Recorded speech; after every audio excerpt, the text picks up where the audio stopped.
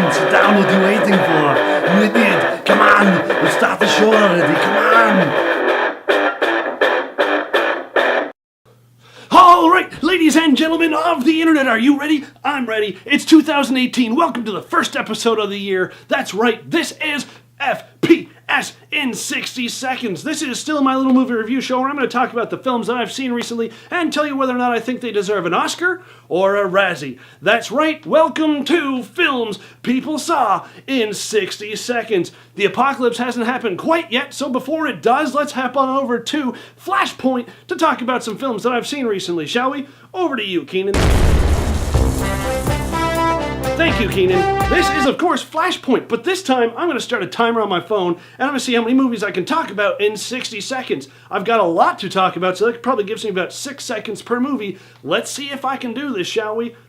3, 2, 1... And Jumanji, Welcome to the Jungle is first on the list. I gotta say, you're welcome to my jungle anytime. It's not quite the original movie, but it's a fun-filled laugh blast riot. Jack Black as a teenage girl is absolutely hilarious and worth the price of admission alone. Now, The Disaster Artist is another movie that's worth the price of admission. It is a great movie, but it is not an Oscar-worthy movie, and I'm glad it's not getting that attention, but it is definitely worth the watch. Now, The Foreigner, now this movie I did wish got a little bit more recognition from the Oscars. Jackie Chan's performance is so subtle and so heartfelt and amazing that it is so good to see him back in form. There's excellent action. Everything about this movie is good. Go watch it. Now, The Void is a great A-B style horror movie that I absolutely cannot recommend enough. It's got great costumes, great story, excellent acting. Pitch Perfect 3 is a combination of words I never thought I would ever say, but it is definitely a good movie and I enjoyed it more than I thought I would. Now, The Shape of Water, I really hope that it gets the Oscars that it deserves. It is a beautiful, bold movie and worth the watch. The Maze Runner, The Death Cure is a good movie. It's better than the second movie, but it's not a great movie by any means, but it closes out the story very well, and it is worth the watch as well. I did it. That's it. Thank you, ladies and gentlemen. That is Flashpoint. To give them all a rating down the line, Jumanji, I'm going to have to give a 3.75. The Disaster Artist, I will give a solid 4. The Foreigner, I will give 4.5 out of 5. The Void, I will also give that 4 out of 5. Pitch Perfect, I will give it a 3.5. No, I'll give it 3. Yeah, I'll give it 3.5. I didn't enjoy it as much as Jumanji, but it is still a good movie. The Shape of Water, now that I will give a huge 4.5 out of 5, and I really hope it does get the Oscars it deserves. The Maze Runner, The Death Cure, I will give that a solid 3. It's fun and enjoyable, but it's very predictable, very cliched action all over the place, but Peter Baelish is fun to watch in this movie. Yeah, that's right. All right, anyway, that's it for Flashpoint this week. Thanks for watching. Back to you, Keenan. Thanks, Keenan. If that wasn't Fast and Furious, I don't know what is. But now it's time for the good, the bad, the ugly. Alright, ladies and gentlemen, welcome to the good, the bad, and the ugly. Up first, we have the good, of course, which was Winchester. Now, this movie is phenomenal. I really can't say enough about this movie because it is surprisingly good. And I say surprising because despite Get Out and It, they're really, other than a handful of horror movies, we really haven't had any original, mind-bogglingly good horror movies lately. They've all been stale or rehashed or just whatever, but this movie is super original, very well done. The acting across the board is phenomenal. The directing is great. We've got great cinematography, we've got great acting, we've got great score, just the writing and everything, the story about this, what is real, what is fictional, and just it all ties together in this really nice package that is so enjoyable as a movie. It is an excellent cinematic experience because as a horror film, it's enjoyable, but even though it's not the scariest horror film, it is an enjoyable movie because the story is so well put together that you just can't help but enjoy yourself.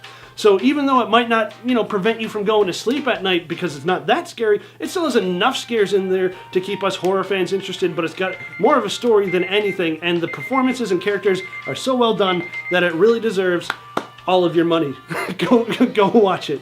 So thank you, Helen Mirren, for stepping out of your regular bag of tricks to come into the horror world. I hope we see more of you. So I'm going to give Helen Mirren and the rest of Winchester a solid 4 out of 5 holy hand grenades of Antioch.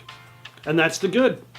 So this week on The Bad, we have what just came out, Cloverfield Paradox. And I'm really torn between putting this one bad or ugly, but I gotta go bad because I did, as much as I didn't enjoy it, I did enjoy it. And you really have to piece it together separately after you watch it to realize how good it was. Even though the presentation, it can be a little dry and a little boring, at times, and it just didn't really captivate me a lot of the time. But when you think about the puzzle pieces that they're putting into place here to connect the two other movies, it's actually really well done and really well put together. It does have a lot of Easter eggs that require you to like go beyond the movie to kind of realize where they're piecing things together to make sense. But the overall concept of having multiple dimensions and parallel universes and interdimensional beings and monsters, and just, it was really fun that way, and ties it all together nicely. But it did kind of feel forced at the same time, because this was originally its own independent property aside from Cloverfield, and you can definitely tell where they just kind of threw some things into like, oh no, let's make this a Cloverfield just by putting this name on it here, tying it together there. But overall, as much as I kind of struggled to watch it, I did enjoy it as well, because the performances in this movie, I know that went off, but I gotta get this out. The performances in this movie were really well done. The cast, excellent done. It's just a little bit of the pacing, and they spend a little bit too much time on one place and not another. So overall, I gotta give it a 3.5 out of 5, because I did enjoy it, and it's an okay tied together, but I'm glad that it was only on Netflix and I didn't have to pay for it. That much I'm glad for, and it makes sense that it came out here and not in the theaters, because it's just not on par with the rest of the cinematic universe, but is a good Netflix watch so that you can get these other pieces, so that when the next cinema version comes out, we have that kind of context. But that's enough. That's all I can say, and that's the bad. Alright, so for the ugly, of course, it is a little movie called Insidious, The Last Key, and I seriously hope that this is the last chapter for this franchise. I love The Conjuring, I love Annabelle, I loved the first and second Insidious movie, but the third one was unnecessary, and this one is even more unnecessary, and it's so formulaic, so boring, so dry, so unimaginative, so uncreative. It's just, everything about this movie fails. Some of the acting is okay, but for the most part it's so bad, so poorly written. A lot of the dialogue is so cringeworthy. I was really like, how many people okayed this script? And you left it in the edit as well. Like, it's just so bad. There's nothing scary. Well, actually, there's one scary part in this movie. There's one scare that got me involving a suitcase. Everything else was just so formulaic and boring and predictable, and just... it was so bad that everything that they wanted to pay off in the end didn't pay off, because they didn't spend enough time on it in the rest of the movie. And the final boss fight with the final demon was so poorly done and so just cheesy and under the top, and just it's like all this build up, and it's such a big badass character, and then you just slap it to death. Like, it's so bad. I can't explain how bad this movie is. Actually, I think I can. I enjoyed this movie less than Transformers the last night. Yeah, that's right. I can't believe I just said that. Get that bad taste out of my mouth. But Insidious, you get -2. You get -2 holy hand grenades of Antioch out of 5, because there's so much material before this that you should have had enough to go on to make this a good movie, but you just didn't. Well, that was the good, the bad, the ugly. Now it's time for Oscar the f***ing Grouch. How the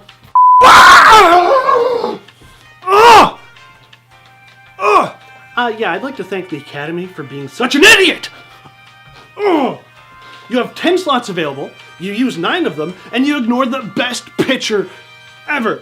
Blade Runner 2049, not only a fantastic sequel, but a phenomenal cinematic experience that is the only movie worth watching in theaters. That is why you go to the theaters. How do you not nominate it for Best Picture? The Phantom Thread, a movie about sewing, gets Best Picture, but Blade Runner 2049 gets ignored? I don't understand this world anymore. What is happening?